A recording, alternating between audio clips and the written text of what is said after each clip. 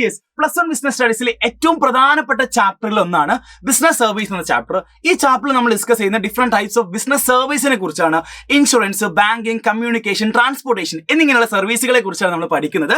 So ഇനി വരാൻ പോകുന്ന ക്രിസ്മസ് എക്സാമിലേക്കും പബ്ലിക് എക്സാമിലേക്കും നിങ്ങൾ ഈ ചാപ്റ്റർ ഉറപ്പായിട്ടും പഠിച്ചിരിക്കേണ്ട 2 ചോദ്യങ്ങളാണ് നമ്മൾ ഈ വീഡിയോ ഡിസ്കസ് ചെയ്യാൻ വേണ്ടി പോകുന്നത്. സോ ഒന്നാമത്തെ ചോദ്യം എന്ന് പറയുന്നത് കൊമേഴ്ഷ്യൽ ബാങ്കിന്റെ ഫംഗ്ഷൻസിനെ കുറിച്ചാണ്. ഈ ഒരു ചോദ്യം നമുക്ക് 5 മാർക്കിന് എക്സ്പെക്ട് ചെയ്യാവുന്ന ഒരു ചോദ്യമാണ്. ഇങ്ങനെ ഒരു ചോദ്യം കണ്ടു കഴിഞ്ഞാൽ നിങ്ങൾ ഉറപ്പായിട്ട് നിങ്ങൾ എഴുതിയിരിക്കണം. കൊമേഴ്ഷ്യൽ ബാങ്കിന്റെ ഫംഗ്ഷൻസിനെ 2ആയിട്ട് ക്ലാസിഫൈ ചെയ്തിട്ടുണ്ട്. ഒന്നാമത്തെ പ്രൈമറി ഫംഗ്ഷൻസും രണ്ടാമത്തെ സെക്കൻഡറി ഫംഗ്ഷൻസുമാണ്. പ്രൈമറി ഫംഗ്ഷൻസിൽ അക്സെപ്റ്റിംഗ് ഡെപ്പോസിറ്റും ലെൻഡിംഗ് ഓഫ് മണിയുമാണ് വരുന്നത്. അക്സെപ്റ്റിംഗ് ഡെപ്പോസിറ്റിൽ ഡിഫറെന്റ് ടൈപ്സ് ഓഫ് ഡെപ്പോസിറ്റുകളെ കുറിച്ച് നമ്മൾ എന്ത് ചെയ്യുന്നുണ്ട്, ഡിസ്കസ് ചെയ്യുന്നുണ്ട്. അതും കൂടി ഉൾപ്പെടുത്തിയിട്ടായിരിക്കും നിങ്ങൾ ഈ ചോദ്യത്തിന് ആൻസർ ചെയ്യേണ്ടത്.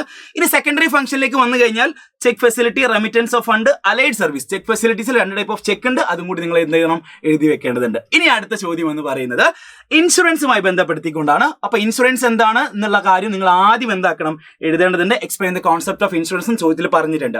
അങ്ങനെയാണെങ്കിൽ നിങ്ങൾ അടുത്ത ചോദ്യം എന്ന് പറയുന്നത് പ്രിൻസിപ്പിൾസ് ഓഫ് ഇൻഷുറൻസുമായി ബന്ധപ്പെടുത്തിക്കൊണ്ടാണ്. സോ നമുക്കറിയാം 7ഓളം പ്രിൻസിപ്പിൾസ് ആണ് നമ്മൾ ഇൻഷുറൻസുമായി ബന്ധപ്പെടുത്തിക്കൊണ്ട് നമ്മൾ പഠിച്ചു വെച്ചിട്ടുള്ളത്. സോ അത് കൃത്യമായിട്ട് നിങ്ങൾ എന്തിരിക്കണം, പഠിച്ചിരിക്കണം. സോ മസ്റ്റ് ആയിട്ട് നിങ്ങൾ പഠിച്ചിരിക്കുന്ന ചോദ്യമാണ്. ഉറപ്പായിട്ടും പരീക്ഷയ്ക്ക് ചോദിക്കുകയും ചെയ്യും. സോ നമുക്കറിയാം 7ഓളം പ്രിൻസിപ്പിൾസ് ആണ് നമ്മൾ പഠിക്കുന്നത്. അതായത് utmost good faith, proximate cause, insurable interest, indemnity, subrogation, contribution and mitigation of loss. 7ഓളം പ്രിൻസിപ്പിൾസ് നമ്മൾ പഠിക്കുന്നുണ്ട്. ഈ പ്രിൻസിപ്പിൾസ് ഓർത്ത് വെക്കാൻ വേണ്ടി IC മ്യൂസിക് എന്ന കോഡ് നിങ്ങൾ പഠിച്ചു വെച്ചാൽ മതി. നമ്മുടെ ആപ്പിലൊക്കെ അടിപൊളിയായിട്ട് ഈ കോഡ് വെച്ചിട്ടാണ് നമ്മൾ പ്രിൻസിപ്പിൾസ് പഠിച്ചിട്ടുള്ളത്. സോ IC മ്യൂസിക് എന്ന കോഡ് നിങ്ങൾ യൂസ് ചെയ്യുകയാണെങ്കിൽ പ്രിൻസിപ്പിൾസ് നിങ്ങൾക്ക് പക്കായിട്ട് സെറ്റ് ആയിട്ട് നിങ്ങളുടെ മനസ്സിലുണ്ടാകുന്ന കാര്യം യാതൊരു സംശയവുമില്ല.